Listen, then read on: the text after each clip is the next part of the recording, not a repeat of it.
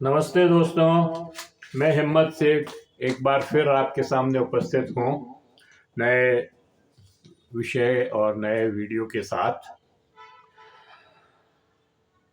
दोस्तों, अच्छी खबर यह है कि हमास इजराइल में सीज फायर के का समझौता हो गया है और 19 तारीख से लागू हो जाएगा। 19 तारीख शाम से। तो ये एक बहुत अच्छी खबर है। और दूसरी खबर ये है कि दिल्ली के चुनाव हो रहे हैं और मोहन भागवत ने एक जबरदस्त विवादास्पद बयान दिया है कि 1947 की आज़ादी एक्चुअल आज़ादी नहीं थी। असली आज़ादी तो हमें अभी राम मंदिर के प्राण प्रतिष्ठा के समय से मिली है। इसमें बहुत बवाल हो रहा है, पूरे देश में बवाल है। कांग्रेस खासतौर से इसके ऊपर बहुत ज़्यादा हमलावर है। तो पूरी बात करते हैं। उसके पहले ये अपील, अगर आपने हमारे इस महावीर समता संदेश यूट्यूब चैनल को सब्सक्राइब न किया है तो सब्सक्राइब कर लें, बेल आइकन दबाना न भूलें, और अगर वीडियो अच्छे लग रहे हैं तो फॉरवर्ड करें, मैसेज करें और ग्रुपों में भी डालें, अपने दोस्तों को बताएं। और अगर कमेंट करें, कमेंट बॉक्स में जाएं, कमेंट करें, सुझाव दें, और आपके कमेंट और सुझाव हमें और बेहतर करने की ओर अग्रसर करेंगे। तो इस अपील के बाद मैं ये हमास इजराइल का जो युद्ध हुआ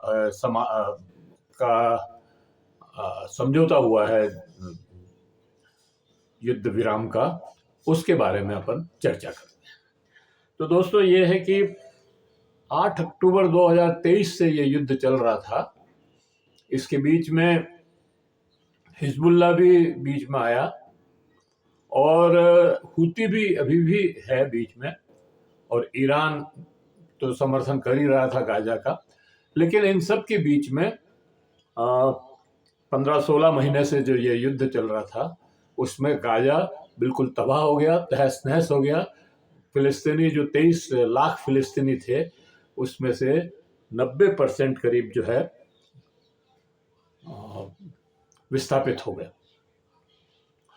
और उनके मकान सब ध्वस्त हो गए, स्कूल कॉलेज सब ध्वस्त हो गए, हॉस्पिटल्स को तोड़ दिया गया, मतलब उन पे मिसाइल हमले करके इतना ज़्यादा वो क्रूरता से, निर्दयता से हमले किए कि बच्चे और औरतें भी बहुत सारी मारी, सिविल।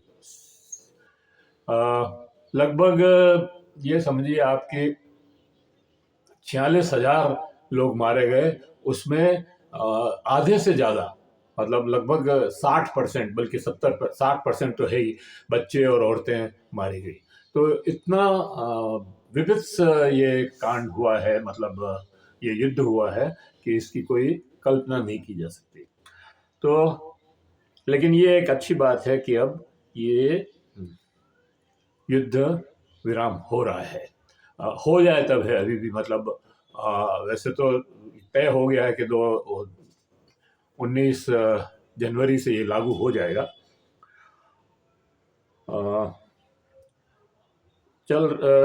हमास इजराइल में 8 अक्टूबर 23 से चल रहे युद्ध में जल्दी ही युद्धबंदी होने वाली है।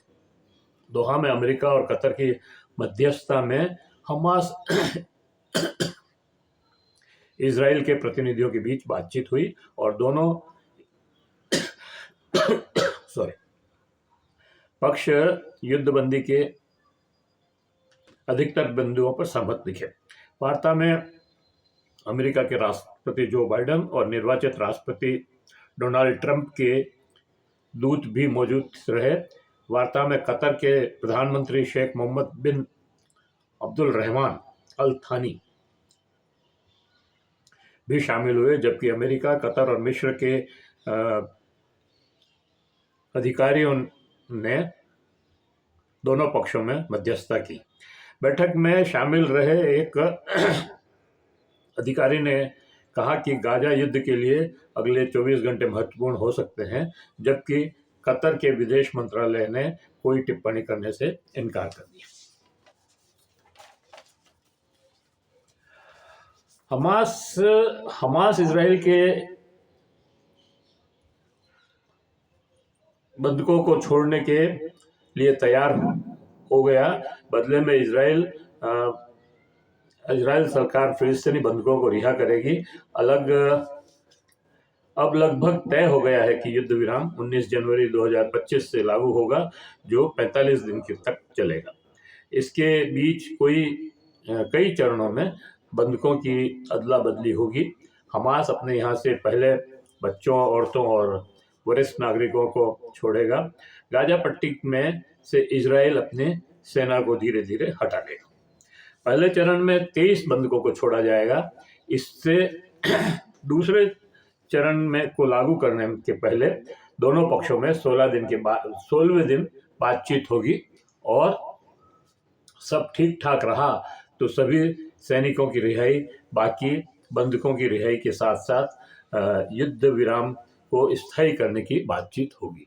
मतलब अभी भी ये जो युद्ध विराम है अस्थायी रूप से ही है, और ये सिर्फ 15 दिन के लिए है। 15 दिन में अगर ये युद्ध विराम जारी रहता है और इसका कोई उल्लंघन नहीं करता है, तो 16वें दिन आगे की बातचीत होगी।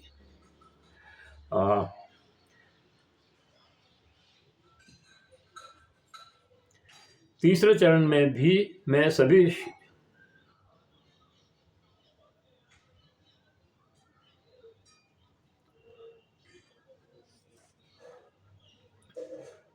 मिस्र, कतर व संयुक्त राष्ट्र संघ के निगरानी में गाजा का पुनर्निर्माण होगा, प्रारंभ कराया जाएगा। 23 लाख की जनसंख्या वाले गाजा में लगभग 90% विस्थापित हो चुके हैं। 46,000 लोग मारे जा चुके हैं, जिसमें बड़ी संख्या में बच्चे और स्त्रियां हैं। 1 लाख से अधिक फिलिस्तीनी घायल हैं। दिल्ली में इस ठंड के ये खत्म हो गया। तो ये है पूरा खाका। और फिर अगर ये चला, ये 3 चरण में होंगे। दूसरे चरण में कुछ बंधकों को, पहले चरण में 33 बंधक छोड़े जाएंगे, और वो फिलिस्तीनी भी वहां से उनके 50 प्लस करके, मतलब 33 to 50 फिलिस्तीनी बंधकों को छोड़ेंगे, मतलब जो कैदी हैं उनको छोड़ेंगे, और बाद में तीसरे चरण में जाके सारे सैनिकों की अदला बदली हो जाएगी। तो ये इसके बाद अब मैं आपको दिल्ली ले चलता हूँ। दिल्ली में इस ठंड के मौसम में भी राजनीतिक पारा बहुत बढ़ा हुआ है। इसमें एक तो दिल्ली विधानसभा के चुनाव हैं, और चुनाव के पहले ही रमेश विधुड़ी ने एक ऐसा बयान दे दिया कि उससे पारा बढ़ना लाजमी था। उन्होंने न केवल प्रियंका गांधी और आतिशी का अपमान किया, बल्कि पूरे महिला जगत का अपमान किया। उनके बयान के चलते भाजपा की समर्थक महिलाएं भी खिन्न है, और प्रियंका ने और इसका काफी विरोध किया, उन्होंने भी ऐसे ही। दूसरा बयान राष्ट्रीय स्वयंसेवक संघ के मोहन भागवत ने देकर दिल्ली में ही नहीं पूरे देश में हलचल मचा दी। मोहन भागवत ने कहा कि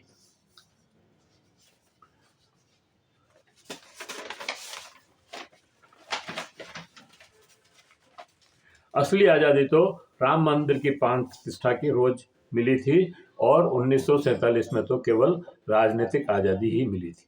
मतलब असली आज़ादी 2024 में मिली। तो ये अब मोहन भागवत को कौन समझाए कि राम मंदिर तो अवैध कामों में से एक काम है। ये सुप्रीम कोर्ट ने भी कहा है, हम नहीं कह रहे ये बात, सुप्रीम कोर्ट ने कहा है कि ये यहाँ कोई मंदिर नहीं था, मूर्तियां रखी मस्जिद में वो अवैध था, गिराई वो अवैध थी, तो 3 अवैध काम एक सही कैसे हो सकता है? तो जो चौथा काम हुआ है वो भी अवैध काम ही है, चाहे आप कितनी प्रशंसा कर लो अपने आप की, और उसका खमियाजा आपने अयोध्या में भुगता। अयोध्या का फैजाबाद का जो सांसद था वो भाजपा का हार गया, उस राम मंदिर बनने के बाद हार गया। मतलब ये स्थिति है। उसके बाद भी आप ये नहीं समझ रहे हो कि और राम मंदिर से आज़ादी कैसे जुड़ी हुई है और किसके गुलाम थे और कौन गुलाम रखे हुए था, कुछ इसके बारे में कोई बात नहीं है। खैर, इस बयान पर सभी तरफ से अलग अलग बयान आ रहे हैं। मोहन भागवत के बयान को कंगना रनौत के बयान के संदर्भ में भी देखा जा रहा है। कंगना रनौत ने बयान दिया था कि असली आज़ादी तो 2014 में मिली थी, इसके पहले जो आज़ादी मिली वो तो भीख के कटोरे में मिली थी। एक सोशल मीडिया शो के एक विद्यार्थी परिषद की प्रतिनिधि ने कहा कि हमें तो आज़ादी 99 साल की लीज पर मिली है। ऐसी अफवाहें और ऐसा ये भ्रम आरएसएस के लोग 1947 से ही लगातार उड़ाते आ रहे हैं। ये आज़ादी तो आज़ादी नहीं है और हमारे को तो अभी तक हम गुलाम ही हैं, और मतलब कई तरह की बातें जो है। लेकिन इस बार ये बात मोहन भागवत ने कही। वैसे तो मोहन भागवत हो या आरएसएस के दूसरे बड़े नेता, सभी भाजपा की मदद करने के लिए ऐसे बयान देते रहते हैं। कई बार भ्रम फैलाने के लिए भी ये बयान देते हैं, और ख़ास तौर से ये बयान जो है छोटे बच्चों के बीच में देते हैं, जहाँ इनके स्वयं सेवक जो 10, 12, 15 साल 20 साल के होते हैं, उनके बीच में जाकर के ये बयान देते हैं। तो उनको मतलब उन बच्चों को भ्रमित करते हैं कि हम आज़ाद नहीं हैं, या ये आज़ादी झूठी है, या जो भी। और फिर बच्चे उसी तरह से एक्ट करते हैं।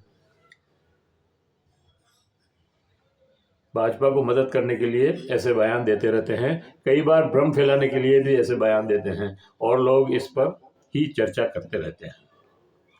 लेकिन इस बार राहुल गांधी ने सीलमपुर की सभा में दिल्ली के अंदर बयान देकर बता दिया कि वो गंभीरता से चुनाव लड़ रहे हैं, और उनके निशाने पर आप पार्टी के साथ साथ भाजपा भी है।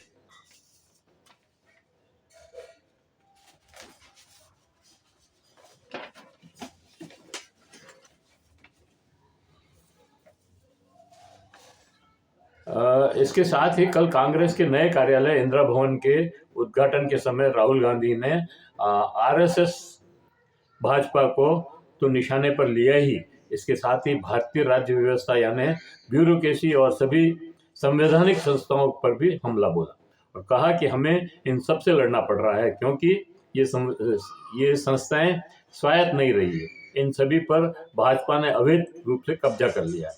इस बयान पर भाजपा के अध्यक्ष जेपी नड्डा के साथ सभी नेता के रिएक्शन आने शुरू हो गए, और राहुल गांधी पर हल्ला बोला कि ये देशद्रोही है।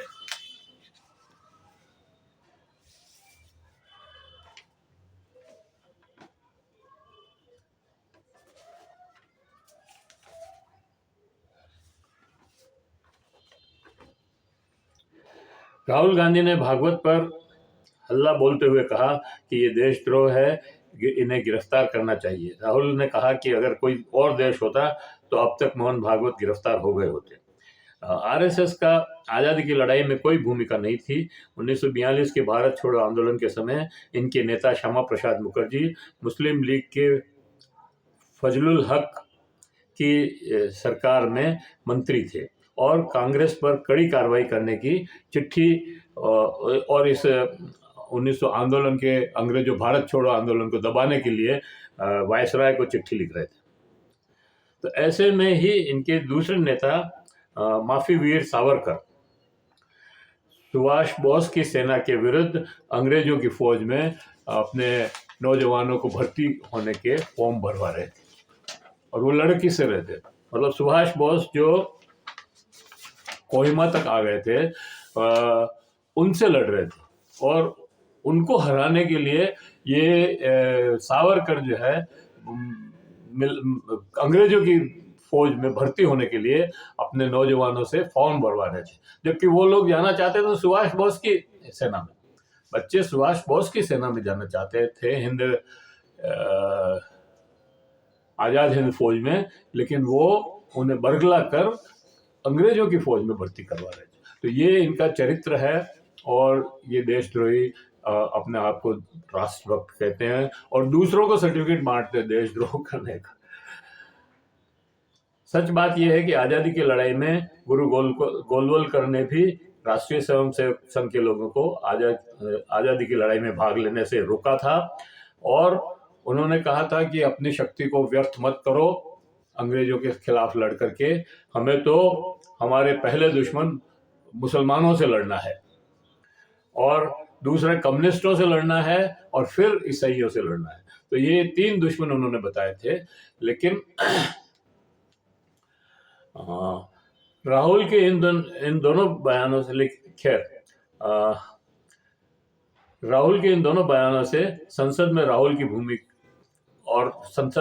भूमिका से यह स्पष्ट हो गया कि अब वो भाजपा आरएसएस से सीधे टकराने को तैयार है, और फ्रंट फुट पर ऑफेंसिव खेल रहे हैं। अभी तक भाजपा आरएसएस आरोप लगाती थी, और कांग्रेस अपने आप को सुरक्षा और बचाव के बयान देती थी। लेकिन अब स्थिति बदल गई, और राहुल हमलावर हो चुके हैं। उन्हें यह भी पता है कि विपक्ष की पार्टियां बैकफुट पर ही रहेगी। उसके कई कारण हैं, और वे यह भी जानते हैं कि विपक्ष की पार्टियों के लिए भाजपा से लड़ने के लिए इंडिया गठबंधन के से ज्यादा सशक्त मंच नहीं हो सकता। इसलिए ये सब इसी में रहेंगे। वो बात अलग है कि कोई आत्महत्या ही करने की ठान ले, क्योंकि भाजपा में जाने के बाद कुछ नहीं बचने वाला है। ये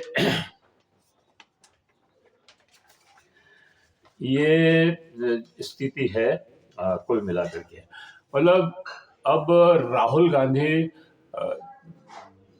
अब आज अखिलेश का बयान भी आया, फिर बयान आया अखिलेश का कि भाई हम जो है इंडिया गठबंधन एकजुट है, और हमने अगर केजरीवाल को समर्थन किया है तो ये तय हुआ था कि जहां जिसकी ज़्यादा मजबूत होगी स्थिति, इंडिया गठबंधन उसको समर्थन करेगा, सभी लोग उसको समर्थन करेंगे।